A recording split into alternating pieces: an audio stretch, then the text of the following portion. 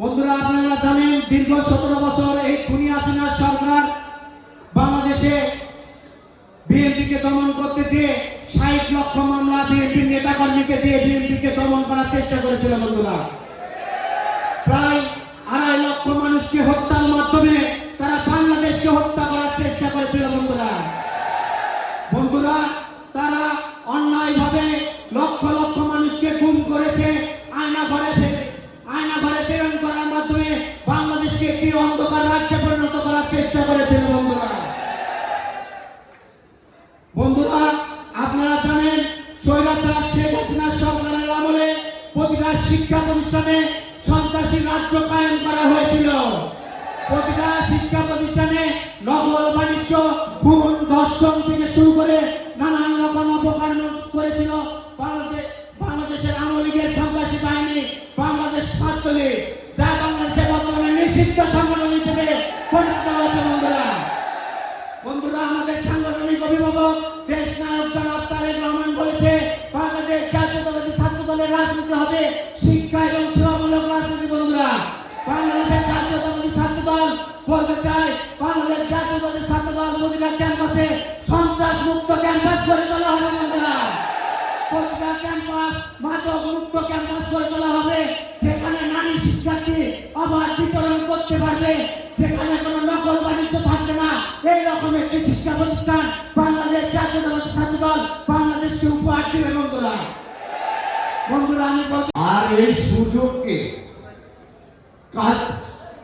কাজে লাগিয়ে আমাদেরকে দক্ষতার বহিঃপ্রকাশ ঘটাতে হবে খাতে বন্ধুগণ, এবং মানবিক। আজ আমরা মানুষের কল্যাণে যা করব সেটাই হচ্ছে মানবিক। এই সাম্য মানবিক আজকে আমাদের প্রিয় অভিভাবক যে রোডম্যাপ আমাদেরকে দিবে, আমরা প্রিয় নেতা তারেকের অহংকার, আগামী দিনের ভবিষ্যৎ, আমাদের প্রিয় অভিভাবক দেশ নায়কের স্বপ্ন বাস্তবায়নের জন্য আজ থেকে আমরা এখানে শপথ করব। আমরা শপথ করব 31 দফা যেটা দিয়েছেন সেটা আমরা যেটা আছে সেটাকে লক্ষ্য করে, সেটাকে ফলো করে আমরা মাঠে নামবো সাথে বন্ধুগণ। এই তারেক রহমানের এই সাম্য মানবিক বিনির্মাণটাকে আমরা যারা মানুষের সাথে কথা বলি, বিভিন্ন সময় বক্তব্য দিই, তারা এই কথাগুলোকে আমরা তৃণমূলে প্রত্যেকটি মানুষের কানে পৌঁছে দিব, ঘরে ঘরে পৌঁছে দিব, তাই না? এই সাম্য মানবিক বিনির্মাণ এই 3টি শব্দ অত্যন্ত সহজ, 3টে শব্দ এখানে, কিন্তু এই 3টা শব্দের ব্যাপ্তি অনেক। এটা নিয়ে আমাদের নেতৃবৃন্দরা আলোচনা করবেন। যেমন আমাদের মুখ্যমন্ত্রী সাম্য মানে কি? সাম্য হলো যে সমান অধিকারের জন্য সমতা, আর এটাকে এখন বিভিন্ন রকমের সাম্য। কি কি সাম্যতে আছে? সম্মতে আছে। কি প্রথম দফাটা নিয়ে আসে আমাদের রাজনীতি আলোচনা করবে। আমি আসলে এই বিষয় বলবো না, 6টি বিষয় আছে গুরুত্বপূর্ণ, উনি এই বিষয়ে আলোচনা করবেন। আমাদের ছাত্ররা আছে তারা করবেন, ফল করবেন। তারপরে ওই 6টার আবার শ্রেণীবিন্যাস আছে, এটা হলো সাম্যর মধ্যে। এই শ্রেণীবিন্যাস গুলাকে ওনারা বলবেন আমরা একটা মানুষের দ্বারা পৌঁছা দেব, মানবিক হতে হবে। আমাদের মানবিক সমাজ আমরা গঠন করার জন্য আমাদের নেতা এখন সারা বাংলাদেশে কাজ করতেছে, বাংলাদেশ আগ্রহ করে মানুষকে নিয়ে।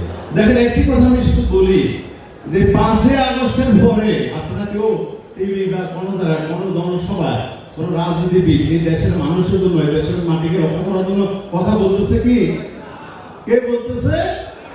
তারেক রহমান। মাত্র একটি মাত্র মানুষ এই দেশের মানুষকে ঐক্য করে রেখেছেন। 18 কোটি মানুষ আজ ঐক্যবদ্ধ, কার নেতৃত্বে? তারেক রহমানের নেতৃত্বে। এই দেশের মাটিকে রক্ষা করার জন্য কি কথা বলছে আজকে?